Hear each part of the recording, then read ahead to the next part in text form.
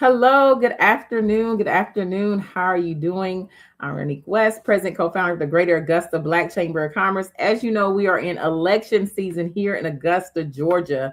I have two guests with me this evening that are running for a candidate for Superior Court Judge for Augusta Judicial System. I'm gonna mess up that word. I apologize. Circuit. To say that properly, we have Judge Ashley Wright and also candidate Alexis Payne who are running for this circuit. So be sure you share this out. We want our citizens to be informed.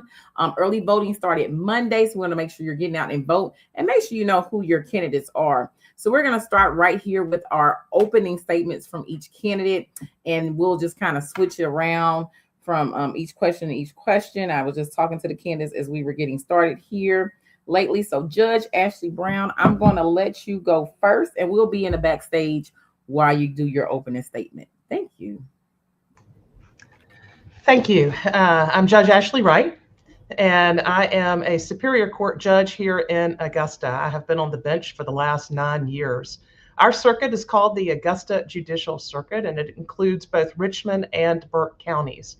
Previously, it included Columbia County, but the circuit was separated some years ago, and we are now a two-county circuit, which is not uncommon across the state in some of the less populated areas.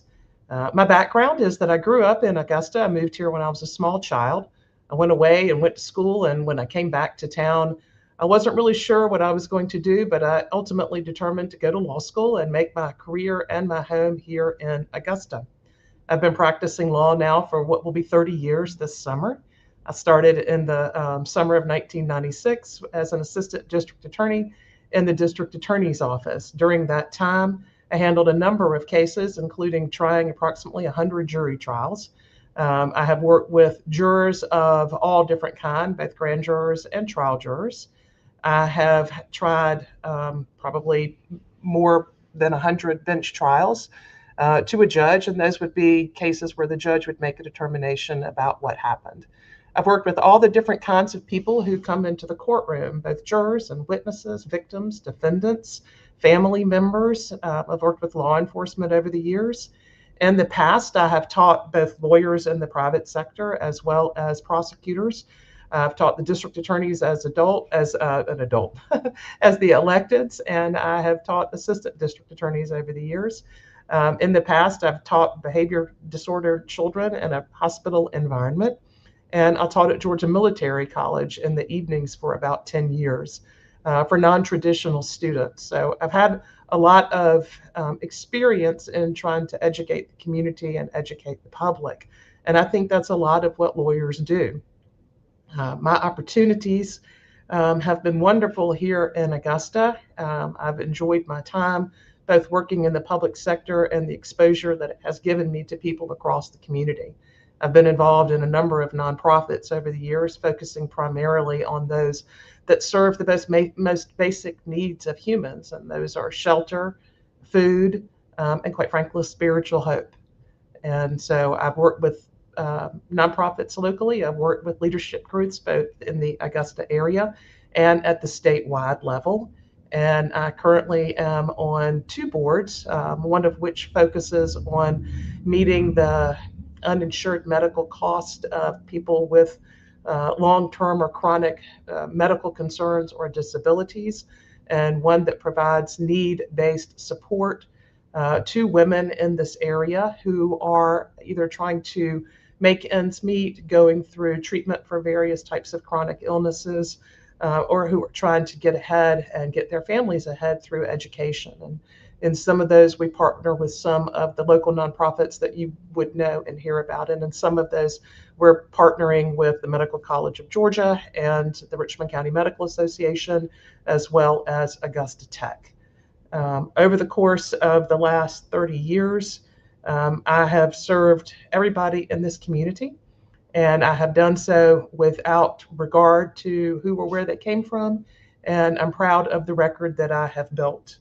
I'm honored to have been entrusted with the support of this Augusta community for the last 15 years. This is my sixth election, my third as a judge, and then I had three prior to that as district attorney.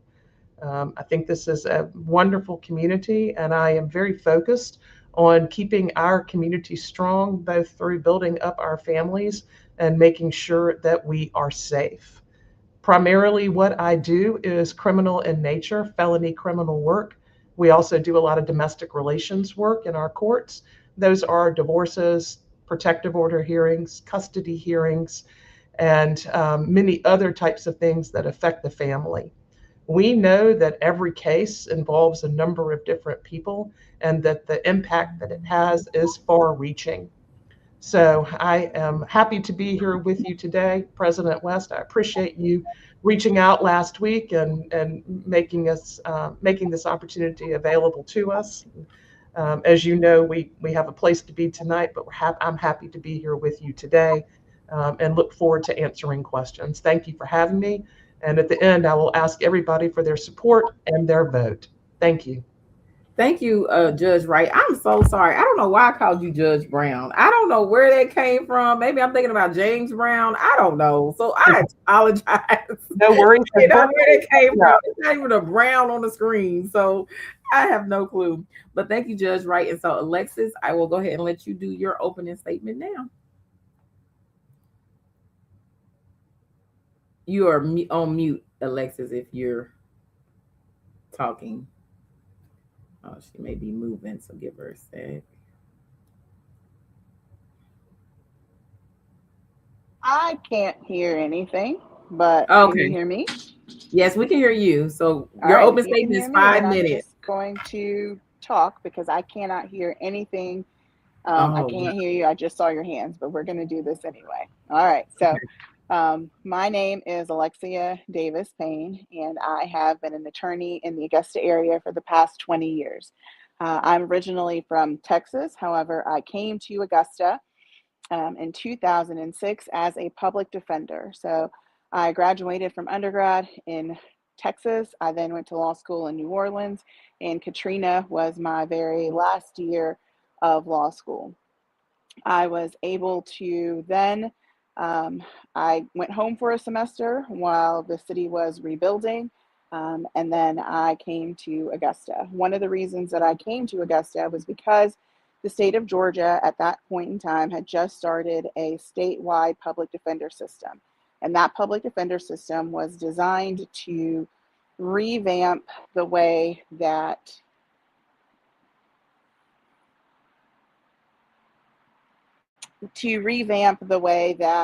um, the public was entrusted the attorneys that were representing those who were low income.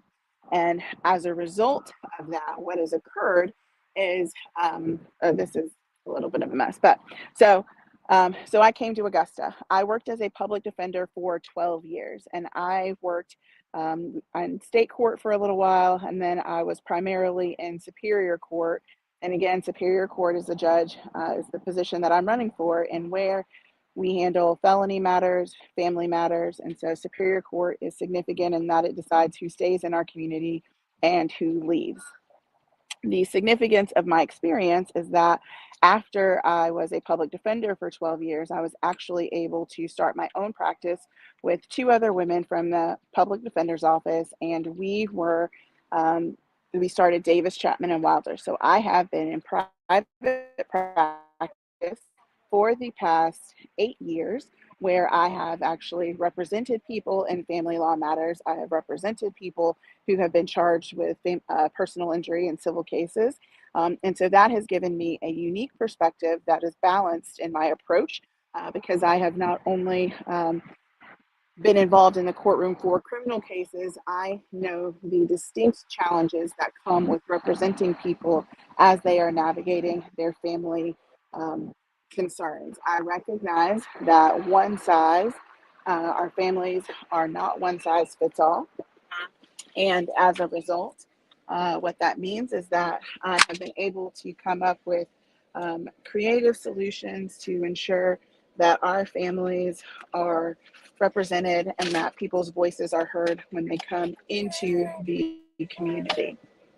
Um, we have an opportunity in front of us because our community has been one that has been in crisis. And when I say crisis, I mean that we have so many people that are leaving our community. We have people that are that we need to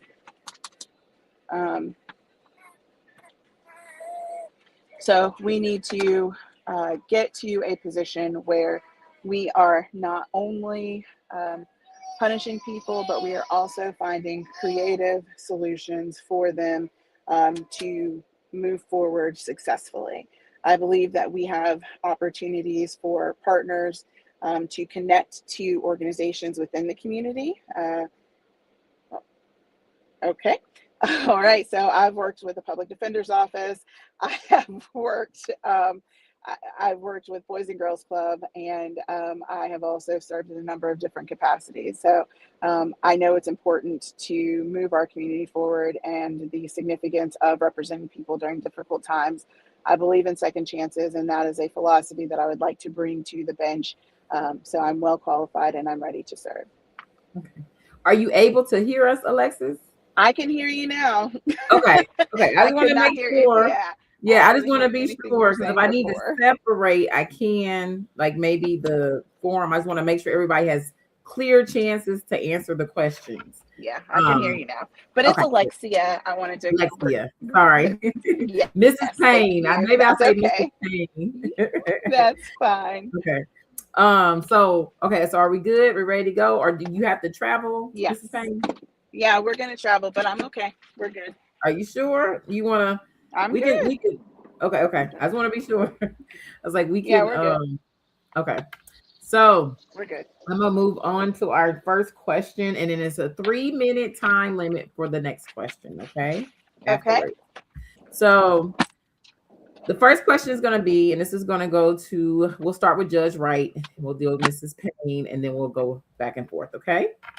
So, how do you Okay. define the role of Superior Court judge when it comes to interpreting the law, and where does interpretation and overreach begin? Please give a concrete, example of a situation where you believe judicial discretion is appropriate, and one where a judge must set aside personal judgment and strictly follow the law as written. So, Judge Wright, you have the floor. Thank you. That was a compound question and a lot to answer in 3 minutes, but I'll try to do my best. So the role of the Superior Court judge is to make sure that the law is being followed. This happens in court on a daily basis when we're looking at evidence, when we're looking at rulings, when we're looking at procedure, when we are looking for what the results are going to be. The law is generally written these days in plain English. That's been a goal of the legislature since before I went to law school, that we're trying to get away from legalese to make it a little bit more accessible to everybody. Most of the laws interact in a interlocking capacity, so that you pull from this one and you pull from this one and you add them in. I think the most important part of your question is, when does judicial discretion apply? And that is all day, every day, in every single case. The court is not there to be rigid. The court is not there to look for an end. You have to get through a process. You have to receive evidence. You have to assess facts. Argument helps the court to determine what law is appropriate. And then you move into the location where there might be an opportunity for the court to interpret which law applies, how does it apply, which part of it applies, and how are we going to utilize it to solve the questions before the court.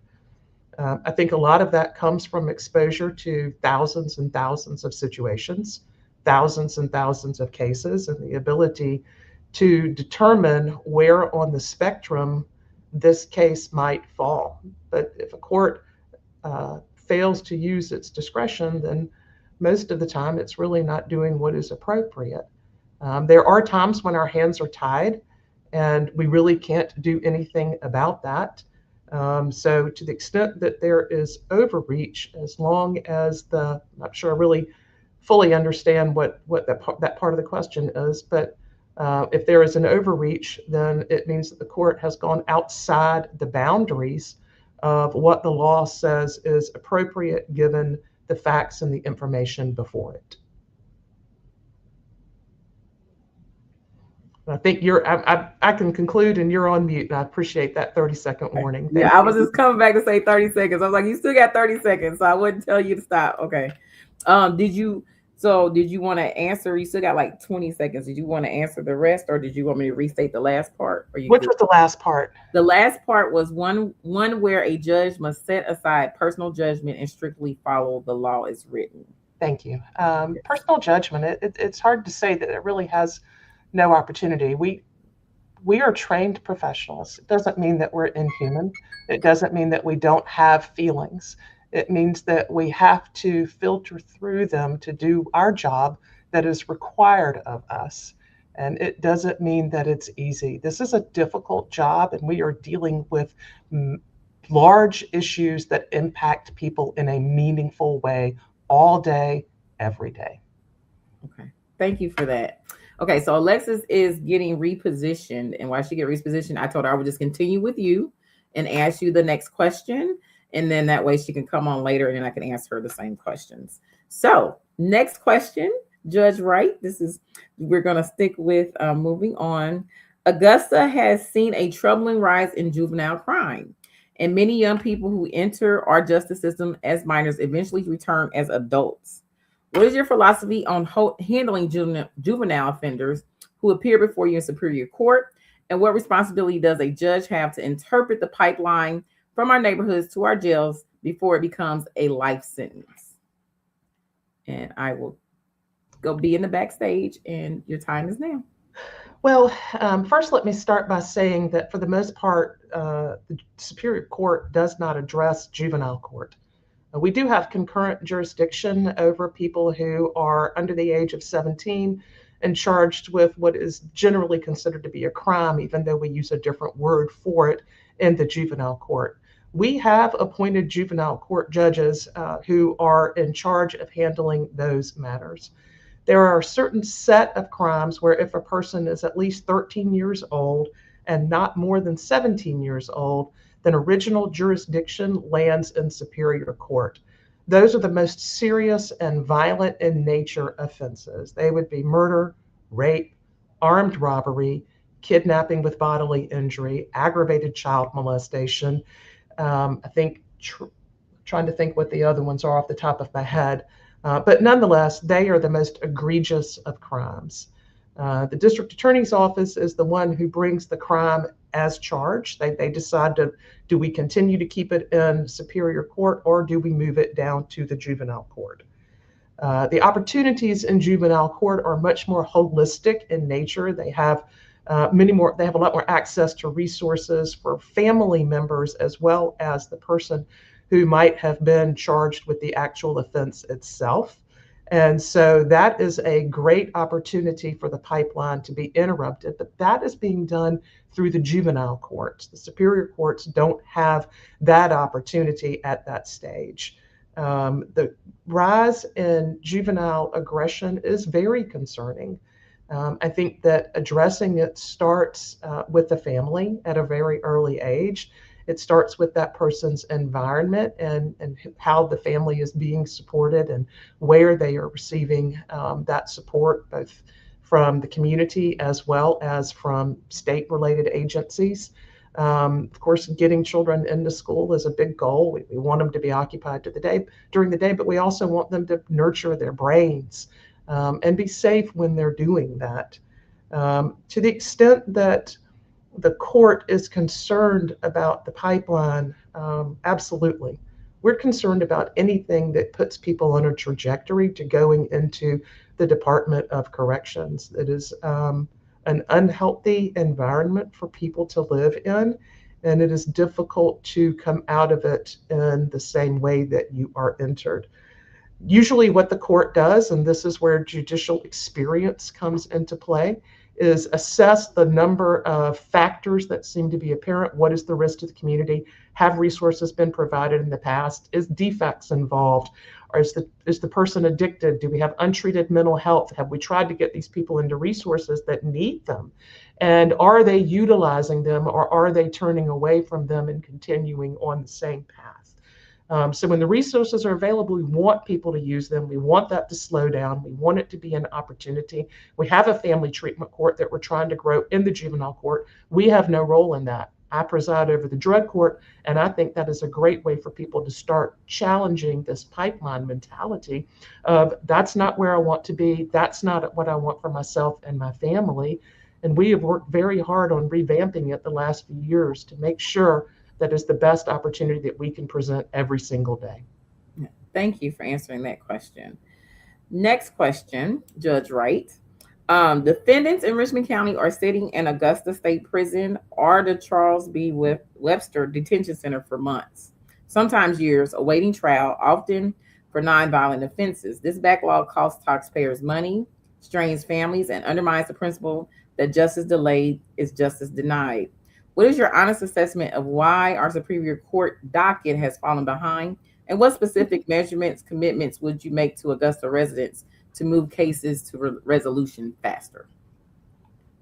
Thank you for asking that. And understanding the reason for the backlog is complicated, but I can tell you it's down to a couple of things. Number one, when the circuit split, the number of judges was not strong enough. We only had 5 Superior Court judges to handle a high level of felony work. Number two, the COVID backlog prevented us from bringing jurors in to indict cases, which means that they could not move forward in certain types of crimes. The law specifies which types those are. Number three, the COVID backlog meant that we couldn't try cases that were already ready for trial. And so our jail population changed from sort of general felony to becoming a jail for only those charged with the most violent offenses. Then after that, we had a little bit of more of a hiccup with the hurricane and our inability to move forward with that as well. Our jail is designed to hold approximately 1,000 people. Right now, it holds approximately 1,300. What I can tell you is that consistently over the past year and a half at this point, we have been closing more cases than we've been opening in Richmond County. For example, in 2025, there were 1,571 cases that were filed and 2,070 that were disposed. In Burke County, there were 149 filed and 238 disposed. And so we are disposing more cases that are being filed. The majority of our cases that are criminal in nature, and it's not all the work that we do, we have other responsibilities, but the majority of our cases that are filed end without the utilization of a trial. They don't need a jury. In order to move along faster, I've actually participated in several things. Number one, during the COVID backlog, I got together with the then public defender and the then district attorney and came to an agreement about how we were going to provide certain information on the front end. The district attorney would turn over what is commonly referred to as discovery or the case file to the public defender at an earlier date so that they could start moving those cases that were allowable under law, and we did not completely stall. Number two, I've worked with the Department of Behavioral Health and Developmental Disabilities. We used to call that Serenity or Georgia Regional. They've renamed it. But they reached out to a couple of the judges in both levels of court to see if we could work on the backlog of cases waiting for lawyers to present orders for their clients to start getting mental health treatment. It's not ideal to get mental health treatment in the jail. That's very stressful in a lot of ways, but at least there are resources that are being afforded to them at this time.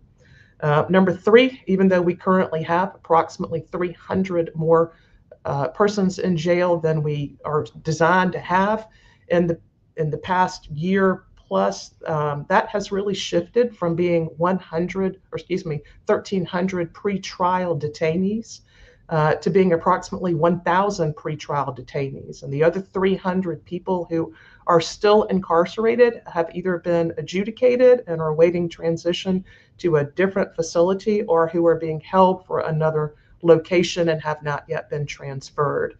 That's about 200 of the over 300 people that we have, and the others are now misdemeanors. For a long period of time, people charged with misdemeanor offenses, particularly the family violence ones, were not being held in court. So I think that's a lot of information at warp speed. I hope it was manageable. Yes, I think you did a good job of doing it at work speed. So I want to make sure I respect your time because I know you guys do have another forum this evening. So elect Mrs. Payne. I'm gonna say Mrs. Payne. So let's make sure I say it right. Can you hear us fine? Yes, Okay, all we can good. hear you fine. Okay, so what I'm gonna do, just we had a couple technology things happening. I'm gonna go ahead and go to the next questions. We're gonna rotate the questions, and then I'll come back to you and let Judge Wright go once we get through all the questions. Okay, that's okay with everybody. Fine with Okay. me. So moving on to the next question, and thank you, Judge Wright, for answering the last question. I appreciate you. And we'll start with you, Mrs. Payne, for the next question, and then we'll go to Judge Wright to give Judge Wright just a little break now. A significant number of people cycling through the Richmond County Jail are there due to drug addiction or untreated mental illness, not violent crime. As a Superior Court judge, how will you use tools like drug court or mental health diversion to address the root causes driving people into our justice systems? And do you believe Augusta is investing enough in these alternatives? So I will turn the floor over to you, Mrs. Payne. Right. So, thank you, and I appreciate your patience. Right now, we have, well, historically, we had over 100 people participating in our accountability courts, which include drug court. And now, and since our circuit has split, we have dropped to about a third of that number, which says a couple of different things to me that suggest that our accountability courts were filled with Columbia County residents and not Richmond County and Burke County residents. And so we were not fully being able to take advantage of these treatment and accountability programs in our two counties. But we have the capacity to treat more people than we currently are. And I think that we need to be doing so. We have a number of independent resources. What I would note is that the Department of Behavioral Health and Developmental Disabilities does not have bed space for many people at this point in time, so their funding has been cut. We have a lot of people that are waiting on their mental evaluations, and so we need to be shifting to find support from private providers in the community. Our community is filled with people who desire to provide services to ensure that their neighbors are doing well. And as a result, we need to be tapping into those resources to connect people to the options that are available locally. We don't need to be punishing people for their mental health illnesses. We don't need to be seeking retribution for people with addiction issues. We need to be connecting them to the resources that they need in order to be successful. And as a result, we need to be increasing the number of people that we serve through our accountability courts. We need to be mindful of how we are treating them and whether or not we are actually addressing the root causes of those issues. So when they come into accountability court, those courts are structured specifically to ensure that they are able to treat and address the unique circumstances and the unique sets of issues that people have with addiction issues, which means we know that they are struggling. We know that there's potentially going to be a relapse. What that does mean is that we don't send them to prison on their first violation. And so we need to be being careful about how we are treating the people that are in those courts and make sure that we're actually providing services for them to be successful. Thank you for that response, Mrs. Payne. Judge Wright, do you need me to read the question again, or are you good to go? I think I'm good. Thank you. Okay. Well, I will turn that same old question over to you. Uh, I, th- I think the answer to the last question that I answered spoke a little bit about what we're doing with both mental health and with our jail population. We have a drug court, we have a mental health court, and a veterans treatment court, and we are looking for opportunities for people to join these three different courts every single day. Statistically, the sooner somebody gets into a treatment court, the more effective that outcome is. Our treatment courts are voluntary. They are funded primarily by a state grant. We also have some federal funds, and we have some Richmond County funds. They are designed to be intensive outpatient treatment for people who would likely otherwise need to go into a residential environment. We really try to meet them where they are, is what we say, and make our court accessible to them by providing support in the community and making sure that they have the resources to get to treatment and that we are able to well care for them. We have moved our treatment court provider from Columbia County back into the downtown Richmond area, which is making it a lot more accessible, at least for our Richmond County people. It's still very difficult for many of our Burke County people because they may not have a car or they may not have a reliable car. It's a long way to come if you're trying to get to treatment and drug testing on a regular basis. The way that people come into the court has changed over the years to make it much more accessible. And that is now, instead of having to advocate for your client, a defense attorney is able to propose a client. The district attorney's office is the one who determines whether or not they are legally eligible to participate. And those opportunities have been expanded greatly in the last few years. Then we determine whether that person meets the need of intensive outpatient treatment, which is what we are required to provide by the state of Georgia, who is funding us. And if so, we bring them in. Our criteria over the years of our methodology of treating people over the years has grown and changed and evolved, and we are still trying to do that. Nationally, the trend is away from incarceration, and we understand, as I said earlier, it's hard to get treatment when you're in custody, and that is true. We have changed the way that we admit people, not only to allow the district attorney to basically have the discretion, but also to allow people with prior felony convictions to come in or to come in on a probation revocation. That is a direct pipeline away from the prison system. And that is something that allows more people to join us. We actually tried to partner with the Department of Pardons and Paroles. The Department of Pardons and Paroles tried to put together a program in 4 counties across the state. Unfortunately, they pulled the plug on that, even though we were ready, willing, and able. Our mental health treatment court is for people with severe, persistent mental health. And our Veterans Treatment Court provides additional support to people outside the services provided by the VA, regardless of how many years they served in the military, what branch of service they were in, or what type of a discharge they had. So if you know someone who needs treatment, please refer them to us. Thank you. Thank you, Judge Wright. And so this next question, we're almost done. We got 2 last questions left. But Mrs. Payne, you have to sit back because we got some questions for you. So Judge Wright, this question will go to you first. Richmond County's taxpayers are facing a $70 million jail expansion while our facility remains critically overcrowded. As a Superior Court judge, what specific actions would you take from the bench to reduce the jail population? And what justice reforms do you believe are most urgently needed right here in Augusta? I'll turn it over to you. First, let me say that the canons of ethics would prevent me from speaking directly to how people should vote and whether that expense is justified or not. So I want everybody to understand that I'm limited in the response that I could give. I spoke earlier about some of the overcrowding, the reason for the overcrowding, and what the population at the jail currently looks like. I also spoke earlier about trying to get cases moved a little bit more quickly out of the jails, and the way that we had done some of that already. In my particular situation, what I have done is we have calendared cases a little bit differently than we used to.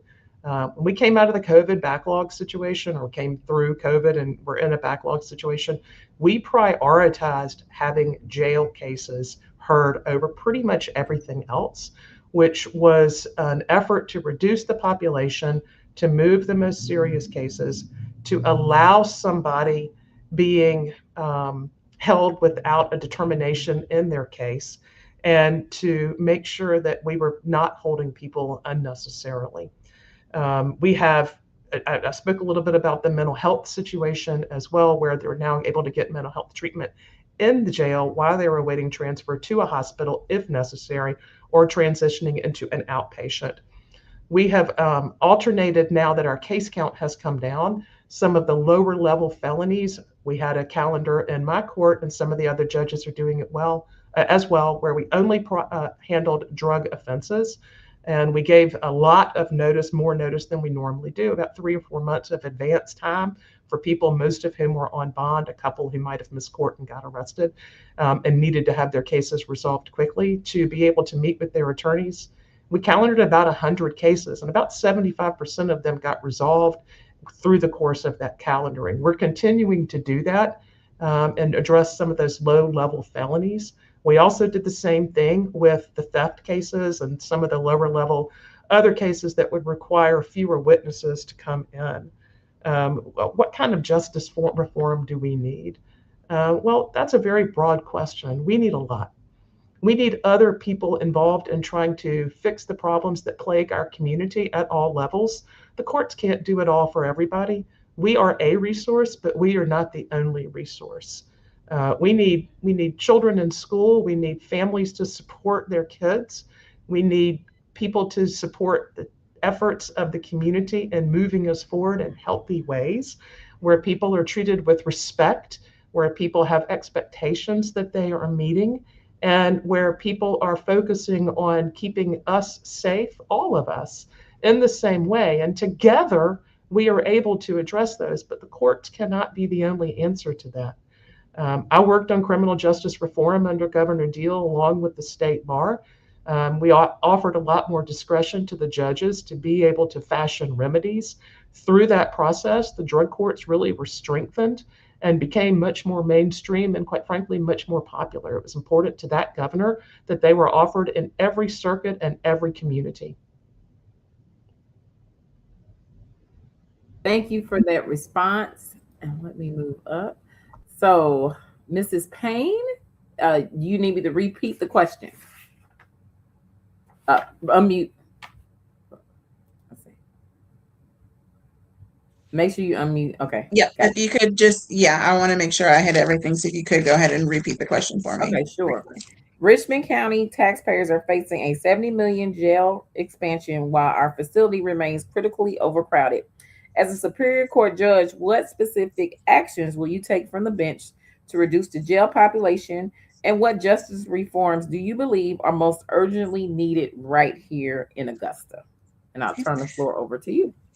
All right. So I'm actually going to start in the reverse order. I'm going to start with the justice reform aspect of it.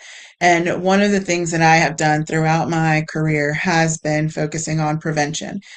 So we have three issues that tend to bring people in front of the court, and that is lack of economic opportunity, lack of educational background, and also the addiction issues. And so one of the things that I would continue to do as a Superior Court judge would be to focus on prevention, because if we can address the issues that bring people in front of the court, then we can keep them from coming in front of the court to start with.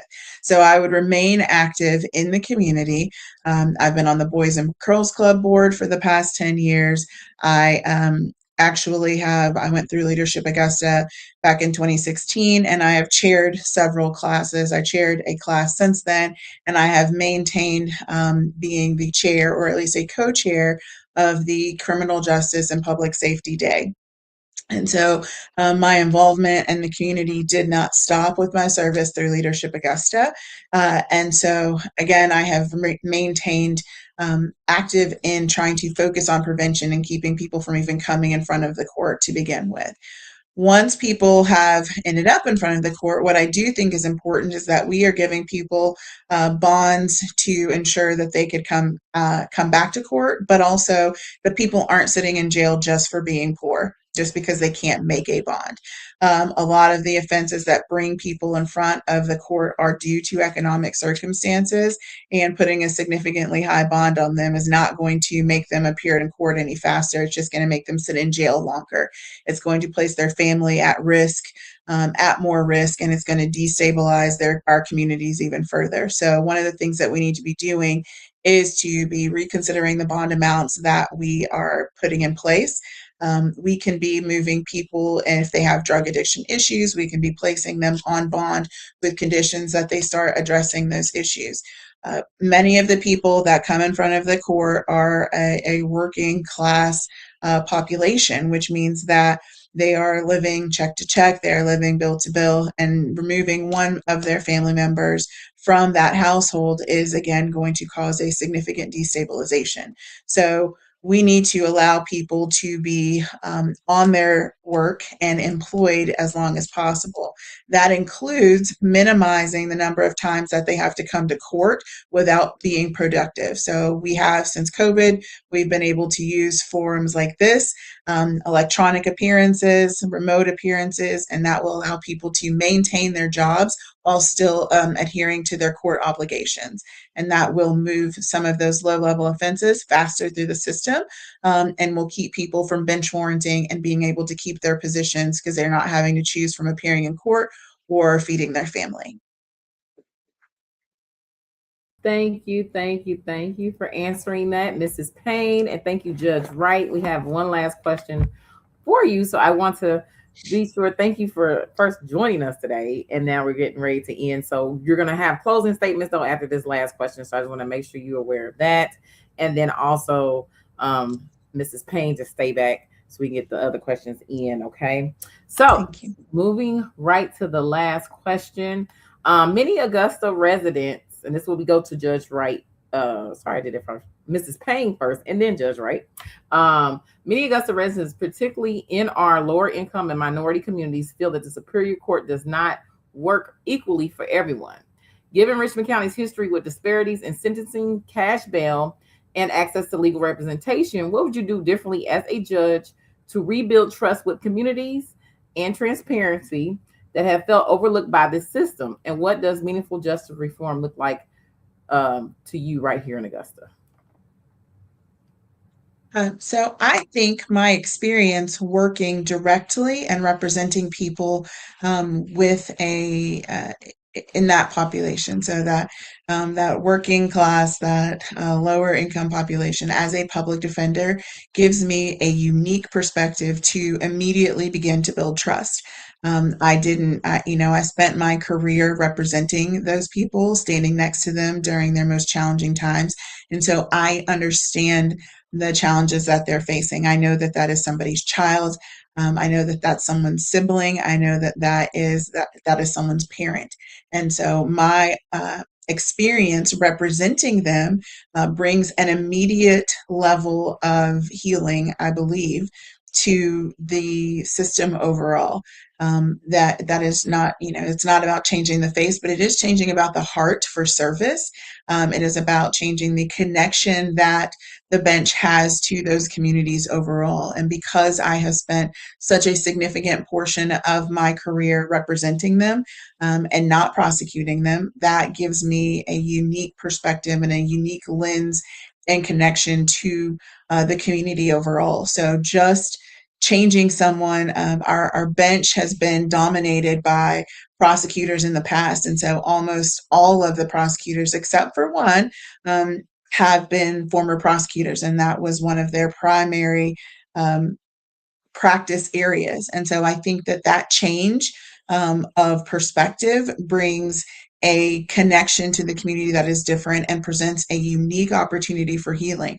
Our community has never seen someone with a public defense background on the bench, and what that brings is a knowledge and an intimate familiarity with the community that we haven't seen before. And so I'm excited about the opportunity to serve, and I think that that in itself is reform. And so when I came into the public defender's office, I came in from a lens of ensuring that everyone was represented, that everyone's rights were protected, that everyone's rights were respected, and so that that you had the ability to exercise your constitutional rights, that you weren't going to I don't believe that you should be punished for exercising your constitutional rights, to going to trial, to challenging the evidence, to making the state prove its burden.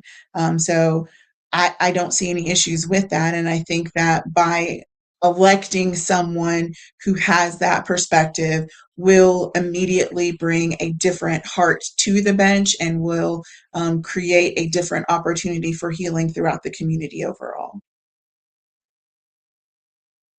Thank you for that response, Mrs. Payne. And then Judge Wright, I will turn over that question to you. Thank you.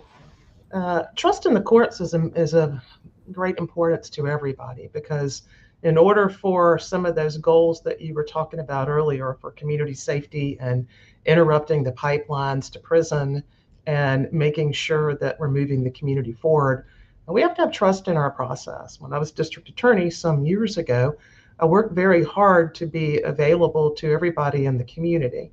While I had a job to do, I also had an opportunity to make sure that everybody had an opportunity to be heard. We have to recognize that there are two sides to every case. There's a victim and there's an offender.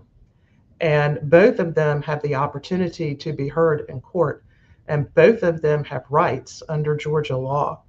The court can't pick a side. I was a prosecutor for years. That doesn't necessarily mean I'm of the same mindset as the prosecution now. I had a job to do, and I did my job. I now have a different job to do, and I have to let the lawyers do their jobs in the courtroom. And so the court's responsibility is to allow every party to be thoroughly heard, for the information to be vetted in an open courtroom, and to make a determination. With regard to cash bail, many of the bails are not set by the Superior Court. They're set by Judge Sims Brown in Magistrate Court or somebody else that's hearing those. And for the court, for the Superior Court to hear a bond, it's either a serious violent felony, the person is already on bond, or the person is already serving a felony sentence somewhere.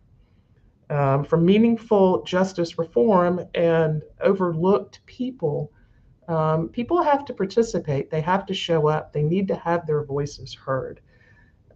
It is my responsibility, my obligation, and quite frankly, my privilege to represent each person in this community. Make no mistake about it. The persons that I served as the attorney for the victim when I was the district attorney were primarily African Americans. We made sure that their voice was being heard, and we provide that same opportunity for them today, regardless of what color they are or where they come from. Criminal behavior, if you truly watch the courts, impacts everybody. We hear about it, we know about it, we care about it.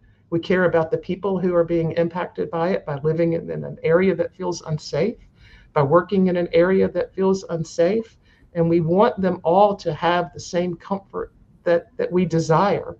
And that is to grow up their children happy, healthy, safe, productive, and not have to worry about sending them away.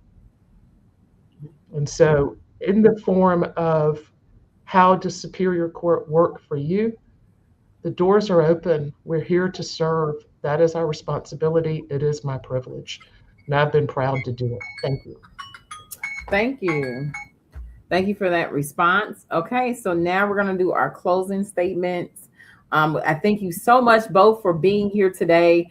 If you're watching this live, you watch this later, please share this out so we can have informed voters. Remember, early voting has already started on Monday. So I appreciate you guys for watching all our forums this week and so forth. So we want to make sure you share this out because you may have this information, but somebody else may need it. So we want you to be an informed voter. So we're going to go with closing statements, and we're just going to change the order around. So Judge Wright, you went last. So now you will go first with your closing statement, and then we'll let Mrs. Payne go last. So you have 3 minutes for your closing statement. Thank you. Thank you for letting me be here with you tonight. And I see that there are some questions as well that I'm not sure we'll have an opportunity to answer right now. I am committed to this community, and I am committed to service. It is my belief that we are helping to work together in the community by focusing on the issues, using our integrity and compassion in the courts, and using our opportunities. Over the last 30 years, with my experience, I've had an opportunity to see sort of where the line is drawn between people who frustrate us and people who threaten the safety of our community. And it's the opportunity to have worked with thousands and thousands of cases and hundreds and thousands of people that has allowed me to determine whether the least or the most restrictive method of attack of the sentencing goals is available. There are a lot of opportunities for people to get reformed in the community, and those are valuable and need to be continued. But sometimes we have to stop the behaviors, and there's unfortunately an extreme measure that is sometimes utilized, and that is the prison system. Nonetheless, it's not the method by which most cases are resolved. And I think that it's important for us to use all of the methods. I've tried over 100 jury cases. I've been in the courtrooms. I've seen people. I've seen people get forgiveness. I've seen people give forgiveness. I've seen people heal. I've seen people take their power back and feel safe again as a result of participation in an orderly and meaningful process in the courtroom. I am proud to work in the Superior Courts. I'm proud to work on behalf of the people of this community. I'm proud to be available to them, and I thank you for the opportunity to be here. I'm asking for your vote again this year. I'm asking you to continue to entrust me to do the work that I have been asked to do on behalf of this community and been privileged to do for the last 30 years. Thank you for your support. Thank you for watching the forum. Thank you, Judge Wright. And I'll leave that up to you guys. I'm trying to be respectful of your time because I know you guys have another forum if you do want to answer the questions that are below as well. So that's why I just wanted to make sure we got our questions that we have prepared for you answered. But Mrs. Payne, I want to go ahead and give you a chance to close out your closing statement right now, and you have 3 minutes. Be sure to unmute. You want me to close before I answer the other questions, or you want me to just go? Okay. All right. Well, I'll just do that then. Well, I appreciate your patience with the technical issues that I had and the timing issues that we started with this afternoon. But I am excited about the opportunity to serve. I am well qualified to serve. And what I would note is that this community is on poised for change.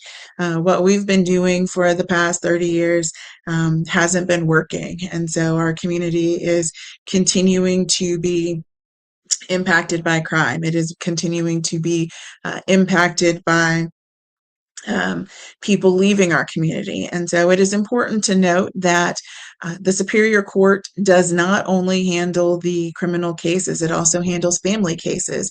And families are not one size fits all. We need to be very mindful that we are not only using the law as a weapon for punishment, but we are using the weapon as a tool to restore and heal when the opportunities are available. And this is not to avoid accountability for those that have committed bad acts, but I do believe that people are not the sum total of the worst decision that they've ever made. And so I believe that as a court system, we need to exercise discretion when it is available. We need to be able to exercise connecting people to the space where they can be more productive and to address the issues that brought them in front of the court, whether that is a family issue, whether that is a addiction issue, so that we can eliminate the issues that are bringing people back and forth. We don't want to see the same people in front of the court over and over again. That could look like changing custody. It could look like additional treatment options. But what is important is that we have someone on the bench that is concerned about those outcomes. Service is not only about going to work and coming home. It is about getting out and being present in the community, about really knowing the people that you are working for. You have an amazing opportunity in front of you, Richmond and Burke County, and if you are looking for change, I am the person for you, and I look forward to serving you as your next Superior Court judge. And I appreciate your vote. Again, get out and vote right now. We can't afford to sit this one out. Well, thank you both ladies, Judge Wright and Mrs. Payne, so much for dealing with the technical difficulties and getting through the questions. You both did well, and I wish you both good luck during this campaign season. Now, we did get a couple questions from the live audience, and I don't know if you want to have time to answer those, or I'll leave that up to you guys before we continue. I've tried to join the chat. I'm not able to do that for whatever reason. The question I think that is easiest to answer is what qualifies someone for eligibility for mental health service besides the district attorney selecting them. In order to go into our treatment courts, they have to be clinically eligible as well. We have a provider that screens for those things, for substance use disorder, for the depth of the substance use disorder, as well as for what the mental health needs are. So those are actually medically determined by trained professionals, and you have to have the dual eligibility, not just the legal, but also the clinical. We use prior records, we use school records, we use all sorts of different things to identify those. With regard to opening the avenues of help to the public before, and I like that opportunity of doing that. By nature, the court is designed to be reactive and responsive jurisdictionally to problems and requests that are put before it in the form of legal work. So in the courtroom, the opportunity is a little bit different than in the community. And I hope that makes sense. Okay. Thank you, Judge Wright. Mrs. Payne, is there anything you would like to add to those questions or answering those questions?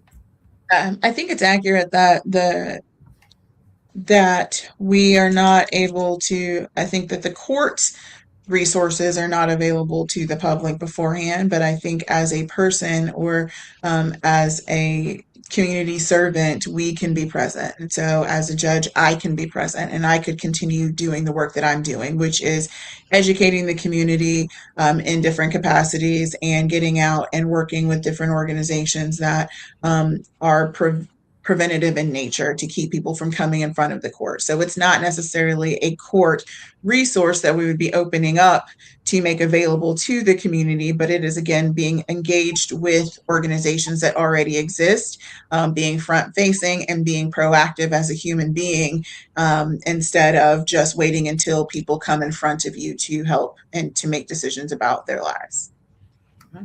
So thank you both for joining us.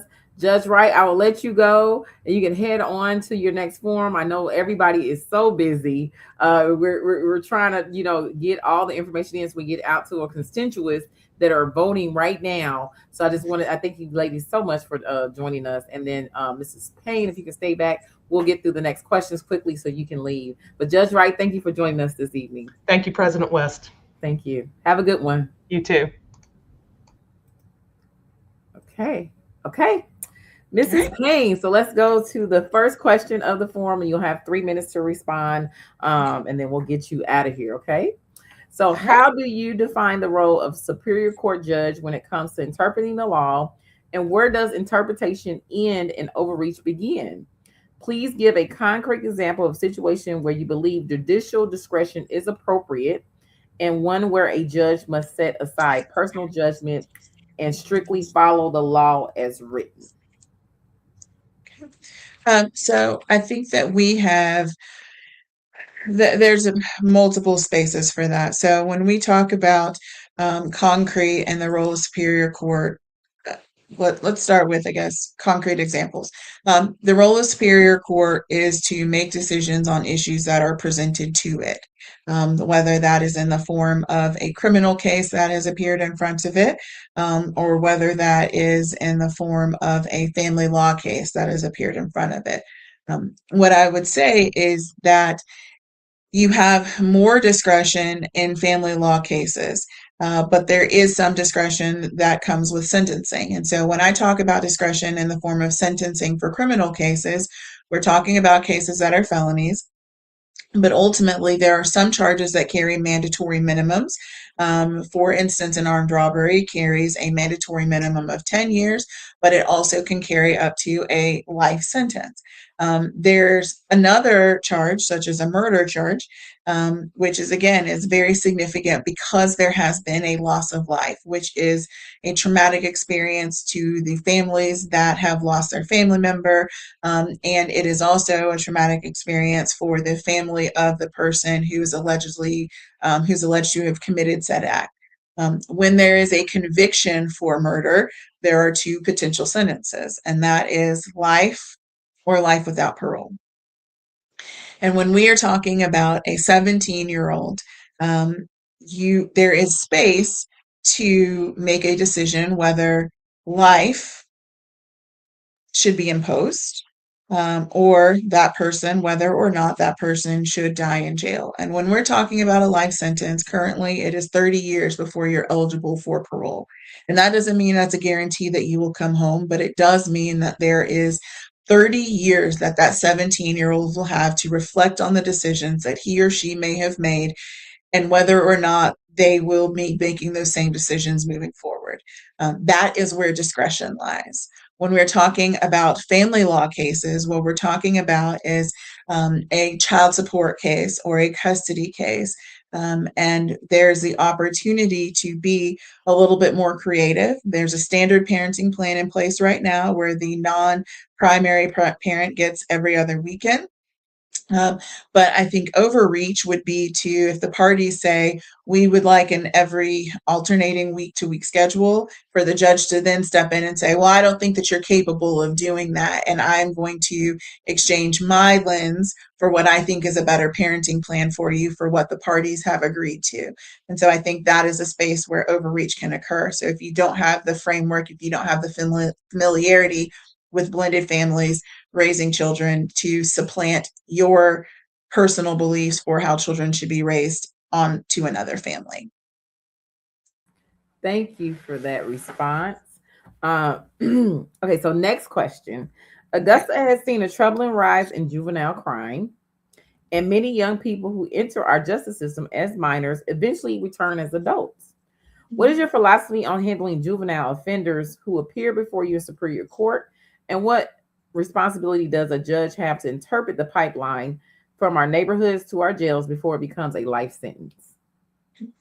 Um, my work has been, when I came to public defense work, I initially thought that I wanted to work with juveniles.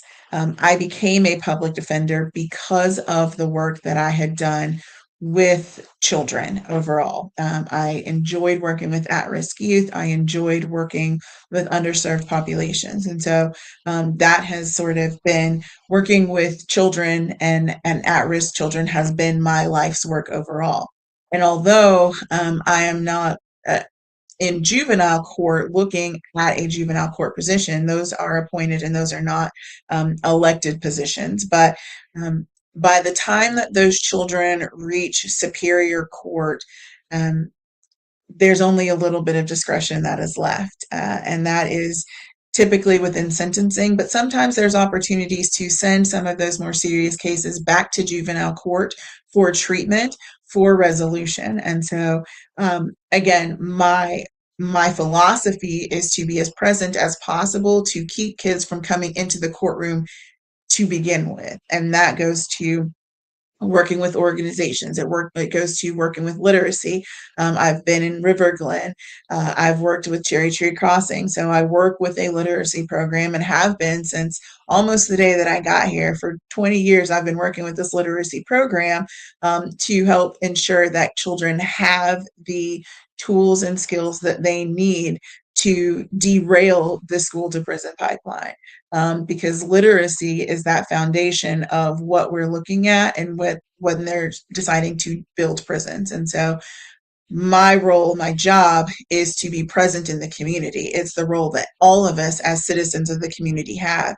It is to reach out a hand to be present and to get off of my couch and to be present, right? It's to get out of the country club and get into the Boys and Girls Club. It is very specifically to be working with the youth to meet them before they even engage with our system so that we can then deter their avenues to the courtroom. Once they get there, we're going to be working to connect them to resources. So we're going to be looking at what were they missing. If we can keep the parents raising their children, raising the kids, we will have better outcomes overall. And so again, we need to be just very mindful about the circumstances that we're placing families in as we're moving forward. But again, we need to be finding ways to heal instead of only to punish. Thank you for that response. And moving right along to your last question for the evening. Defendants in Richmond County are sitting in Augusta State Medical Prison and the Charles B. Webster Detention Center for months. sometimes years awaiting trials, often for nonviolent offenses. The backlogs cost taxpayers money, strains families, and undermines the principle that justice delayed is justice denied. What is your honest assessment of why our Superior Court docket has fallen behind? And what specific measurable commitments will you make to Augusta residents in your first year to move cases to resolution faster? Um, I touched on this briefly already, but we need to be focusing on. So the district attorney has the obligation to bring charges, but how can we move things forward faster? Part of that is going to be, again, to reduce bonds so that people can get out, get back to work. And then we only need to be bringing people in when it's actually time to resolve their cases. So let's have motions calendars. Let's get those motions actually heard, which is going to force officers and force everyone to actually physically be present when they need to be present. We don't need to be wasting time on calendar calls, but also trying cases is not simply going to be the resolution, because even if we tried a case a week for an entire year, that would be 52 cases resolved. That's not going to be sufficient. We have really got to evaluate whether or not the cases are sufficient to move forward and to create space for people who are looking for quick resolutions to move those resolutions forward. That is, again, and so we have 3 or 4 courtrooms that are operating at one time. Trying a case every week is only going to move 150 cases. So we are really going to have to push on scheduling to make sure that we are moving those low level offenses forward faster. We have always prioritized jail cases. But again, we need to be able to resolve those matters, and we need to evaluate if there's officers that are not present. Sometimes we have to make those hard decisions. So if there are motions to suppress that need to be heard and they need to be granted, that is a quick way. If we have officers that are no longer with the office, the district attorney has a good evaluation of those pipelines, but we don't always have to do things just because it's always been done. So if the district attorney's office presents a motion and says we need to move this case or we need to dismiss this case because we don't have enough evidence or because there is an issue with the stop or with the investigation, the judge needs to be able to trust that they are making a good recommendation and allow that to move forward without wasting time for motions that don't need to be heard, because there's a combination of things. Sometimes we're having motions just to have motions because that's how we've always done it, without trusting and honoring that there's a recommendation here that is appropriate. We need to be accepting the plea offers that come from the parties, trusting and know that they have the most information about the facts. And if it is a recommendation that they're making, even if it's one that I may not personally agree with, they have the information, so their recommendation must be a good one. Take it, move forward, and just use your time wisely. Thank you for that. Thank you so much for joining our forum this evening, Mrs. Payne, and thank you for adjusting and everything. So I'll allow you to get off and head on to your next forum. I know you're getting pulled in many directions, so we appreciate you for joining us tonight. So anyone that watches this forum, whatever time you watch it, be sure to share this out. We want to make sure that we have informed voters in our community. I want to remind you here with the Greater Augusta Black Chamber of Commerce, you can go to our website to find out any events we have coming up. But remember, go vote, everyone. Your local elections and your local leaders are going to really matter during this time as we figure out what's happening on a federal level, as you see all the changes that we are going through, but that local is really going to matter. So go vote, go vote, go vote, and share this out. And thank you again for joining us this evening. Thank you. Thank you.